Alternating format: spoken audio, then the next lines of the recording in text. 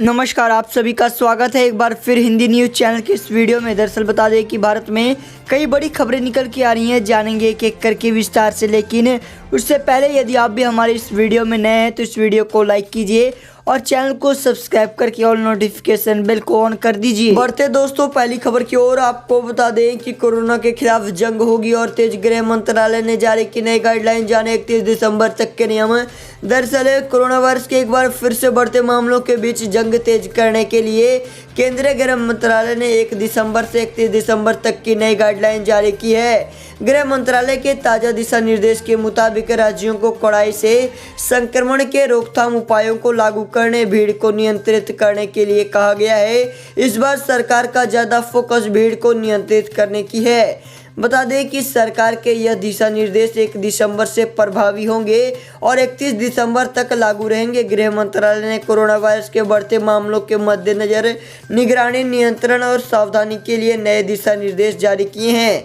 बता दें कि गृह मंत्रालय ने राज्यों, केंद्र शासित प्रदेशों को कड़ाई से कोरोना वायरस के रोकथाम के उपाय, विभिन्न गतिविधियों पर SOP और भीड़ को नियंत्रित करने के लिए अनिवार्य उपाय करने का निर्देश दिया है। साथ ही सरकार ने नाइट कर्फ्यू लगाने के फैसले के लिए राज्य सरकारों को पूरी तरह छूट दे दी है।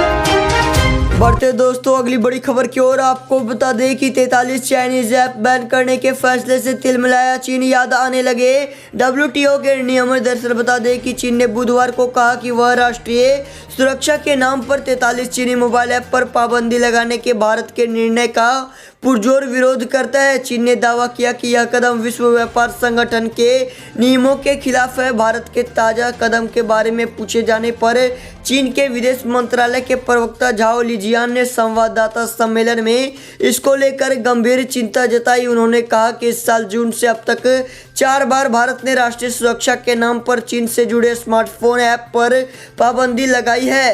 प्रवक्ता ने कहा कि यह कदम भारत सिद्धांतों और विश्व व्यापार संगठन के नियमों के खिलाफ है। इसमें चीनी कंपनियों के हितों और वैध अधिकारों की अनदेखी की गई। झाओ ने कहा कि चीन सरकार हमेशा अपनी कंपनियों से दूसरे देशों में काम करते समय अंतर्राष्ट्रीय नियमों और स्थानीय कानून का पालन करने के लिए कहते हैं। उन्होंने कहा कि चीन और भारत का आर्थिक व्यापार सहयोग दोनों देशों के लिए लाभदायक है। प्रवक्ता ने कहा कि हम भारतीय पक्ष के इस भेदभावपूर्ण रुख में तत्काल सुधार लाने और आगे द्विपक्षीय सहयोग को नुकसान पहुंचाने वाले कदम से बचने का आग्रह करते हैं।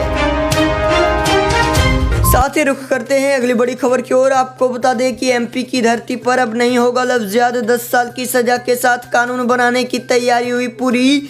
बता दें कि उत्तर प्रदेश के बाद मध्य प्रदेश की शिवराज सरकार ने लफ्ज़ को लेकर कानून बनाने के लिए तैयारियां पूरी कर ली हैं। CM शिवराज सिंह चौहान ने स्पष्ट कर दिया है कि मध्य प्रदेश की धरती पर किसी भी तरह का लफ्ज़ नहीं चलने दिया जाएगा। कैबिनेट में पेश करने के लिए लफ्ज़ के खिलाफ ड्राफ्ट बनकर तैयार हो गया है। डॉक्टर नरोत्तम मिश्रा के नेतृत्व में गृह विभाग और विधि विभाग की संयुक्त टीम ने ड्राफ्ट तैयार किया। इसके तहत लफ्ज़ करने वाले को कम से कम 10 साल की सजा का प्रावधान है। गृह मंत्री नरोत्तम मिश्रा ने कैबिनेट में प्रस्तुत करने के लिए धर्म स्वातंत्र विधेयक के मसौदे के लिए हुई बैठक की जानकारी देते हुए कहा कि पहले लफ्ज़ के लिए 5 साल की सजा का प्रावधान रखा गया था, लेकिन बाद में इसमें बदलाव किए हुए 10 साल कर दिया। वहीं मर्जी से शादी करने वाले को 1 महीना पहले कलेक्टर से परमिशन लेनी होगी। खास बात यह है कि लफ्ज़ में विवाह करने वाले गुरु, पादरी, मौलवी या काजी, इनको भी 5 साल की सजा का प्रावधान होगा।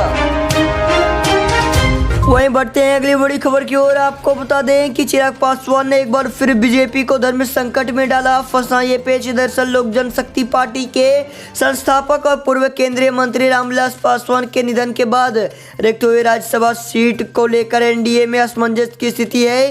केंद्र में BJP की सहयोगी पार्टी LJP इस सीट पर पासवान की पत्नी रीना पासवान को देने की मांग कर रही है। JDU ने BJP के पाले में गेंद डाल दी है। वहीं इस सीट पर BJP की भी निगाह है।